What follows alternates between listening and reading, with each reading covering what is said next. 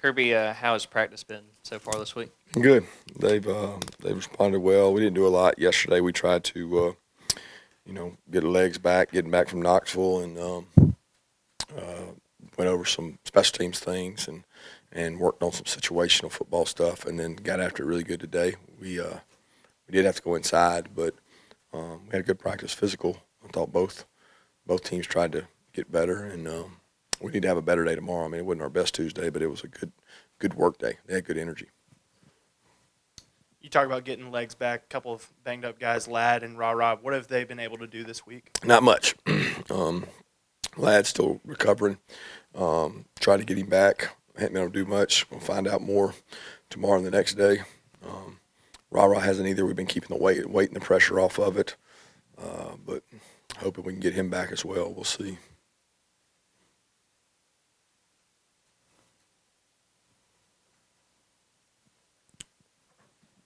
Yeah, Coach, I'm sure you've answered this question before, but I'm curious if it's updated. What specific advantages do you think you garner from coaching at your alma mater like you and Coach Key obviously do?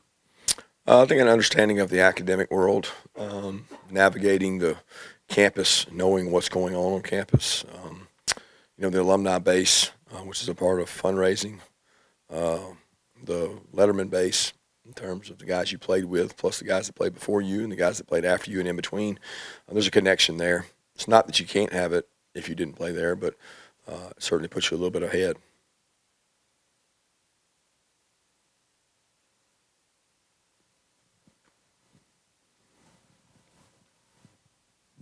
Yeah, I just want to ask you about Jordan Hall and how he's developed over the course of the season, trying to become a contributor for you guys on the defensive line.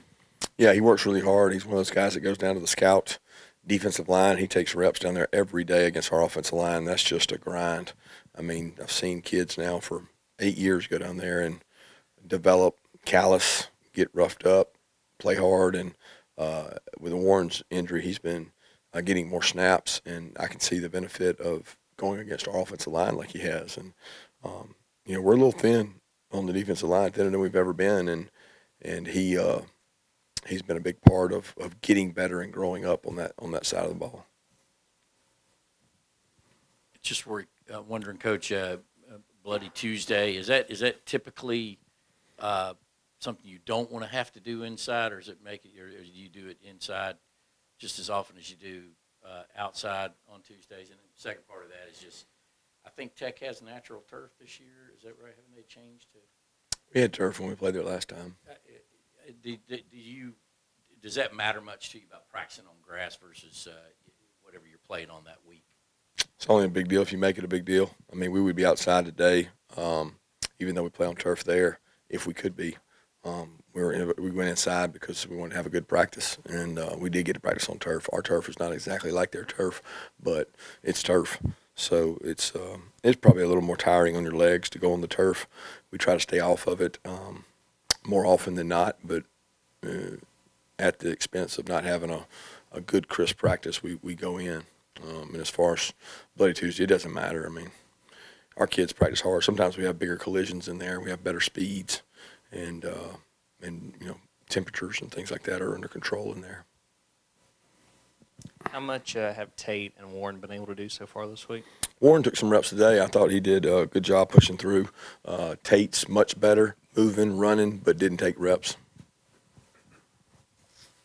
Coach, you mentioned after the Tennessee game the familiarity of the staffs. When you look at the Georgia Tech offense, I know they have different personnel, but do you recognize a lot of concepts? Is this going to be kind of a game where everybody knows what the other guys have in their toolbox, so to speak? Well, I think we know that every game. I mean, there's nobody going out there running new plays. They're running new formations, new ways to window dress it, and they do a good job of that. They change it up each week. The way they go about it, they look and see what's giving us problems, and they'll run some of those. But there's similarities for sure. A lot of things that Buster did here or we did here, he does there.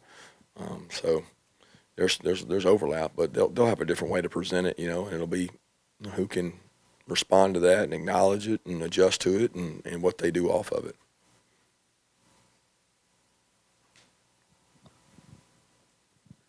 What do you feel like the way Kendall has played in this last probably month says about him, especially the fact that he has worked through so many different injuries and is now playing like he is? Yeah, he's high character. Pain tolerance is high. He works really hard. He runs tough. I mean, he seeks out contact, and he's a good leader. And he's done a great job. The last game, the thing he did so great that people don't talk about is the pass pickups. I think he had 4 really big pickups and pressure that allowed Carson to stand in the pocket. That's not the back's favorite thing to do, and he did it like a stud. Yeah, with Dylan, obviously he's a guy that can help you at running back, even play the position. But why is his future brighter? He may be seen as a better wide receiver prospect for you guys. Why is his future? Are you saying that, or are you? Just why does he want to play that position and see himself at that spot? Well, I think the longevity of that position projects a little better. I think the NFL is constantly looking for guys like Dylan. They seek that because it's a value add for them that a guy can go play back and they don't have to spend money on him. And he's durable. He has good bulk. That's the reason we signed him. He's over 200 pounds, so he has multi-purpose ability. And I mean, why does he want to play receiver? I think he likes receiver. That's why he wants to play it. But he's good at both. Kirby, along with game preparation, how much time does the staff spend now on roster management, knowing the portal's going to open and decisions are going to happen for some of these players? Do you have a good handle on that for your program? Yeah, I don't know. Anybody's got a good handle on it because you don't know what the truth is. You don't know where the truth lies. We communicate. We try to keep open lines of communication. We meet with our players periodically, and we tell them, an open door policy to come talk about things. And we'd rather be in the know than in the dark. And sometimes we're in the dark, sometimes we're in the know. But all you can do is be as transparent as you can and try to find out. You're asking, do we have a grasp of it or a handle on it? I don't think anybody has a handle on it. I think you prepare the best you can, and you try to have plan A, B, C, D, E, and you put them in motion when the time comes. Kirby, do you think Georgia will always play Georgia Tech, or will, with some of the changes in college football and scheduling, is there any possibility that it would not be an annual game at some point? I don't have any clue, Seth. I mean, that's so probably above my scope. I mean, I'm just walking off the field from a Tuesday practice to prepare for Tech. I can't even fathom a world where we wouldn't play them. I guess it could happen, but that's just probably out of my scope. Do I want it to happen? Absolutely not. It's a great rivalry game. It's great for our state. It's great for both universities. I mean, it's a long-standing tradition. So no, I don't want it to happen, but I don't know what the foreseeable future has. We're going to talk to Chaz here in a couple of minutes. What have you made of the play of the outside linebacker room as he and Marvin are really splitting reps there, and it seems like Jalen's getting some reps on the edge as well? Yeah, I've been pleased with those guys. They're really hard workers. It's been tough because early in the season we didn't get a lot of opportunities for those guys. They've done a good job being really physical at the point of attack. We asked them to do a lot of different things. The game against Tennessee, we were in 3 down front a lot, and they were dropping in space. Then they're rushing some, and you got to be a jack of all trades to do that. We stacked them back, made them play inside back or some. So they've done a lot of different things. I've been really pleased with those guys.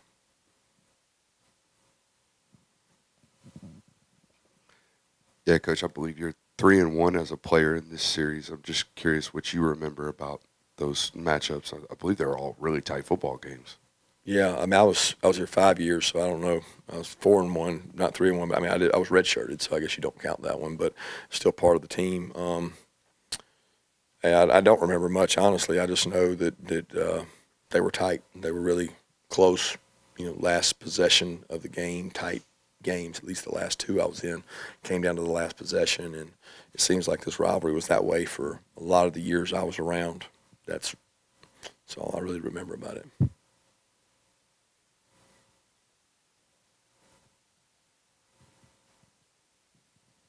Yeah, Coach, just checking out loss and lucky snap counts. Is it just not using a whole lot of double tight end, or is it Brock being back, or where's he at, and how's he come along this season? Well, yeah, I mean, Oscar and Brock are ahead of him, and those guys playing pretty good if you ask me. I mean, we don't have a 13 personnel with him. We got pretty good wideouts. I mean, you want Dylan on the sideline, or you want Ladd or Marcus, or you want to take out. But it's about finding our best personnel. I'm very pleased with what Lawson's done. When you only have, when Brock's out, for us to go 12, Lawson's got to go play, and he's getting better. But when they're both available, Lawson's got to beat one of them out, or he's got to be better than the third wideout. And we're trying to use the strengths of our team. And he's only a freshman, so I don't know how many of those freshman wideouts out there are playing. So the fact he's been out there playing tells you he's a pretty good football player. What did you learn about Amarius Mims as he sort of fought and came back from that ankle injury he suffered earlier in the season to get back to where he is helping you guys now? That he knows how to work. He knows how to rehab. I mean, he was here early, stayed late for all his rehab sessions. He's committed to that part. I think he cares about his body. He's one of the lowest body fat guys we have on our team for that size. It's crazy what his body fat is. So you can tell he takes care of his body, and he knows that's important. And that was the same way with the rehab process. I mean, he was committed to it.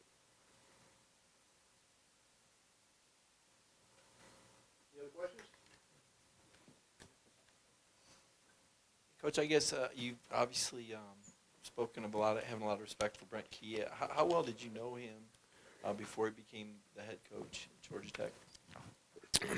I mean, it's the circles, the coaching circles. We would see each other, I think, maybe at conventions, always on the road recruiting. I was not at Bama with him, I don't think. I think he was at Bama right after me, but we always were connected through that. We had mutual friends. A lot of the guys that came to us from UCF had been on O'Leary's staff, and so he had been with O'Leary at UCF, and a lot of common friendships. So I've known him, and he played around the same time I did too. So I've known him for a long time. Thank you. Thanks, Stephen. Happy Thanksgiving.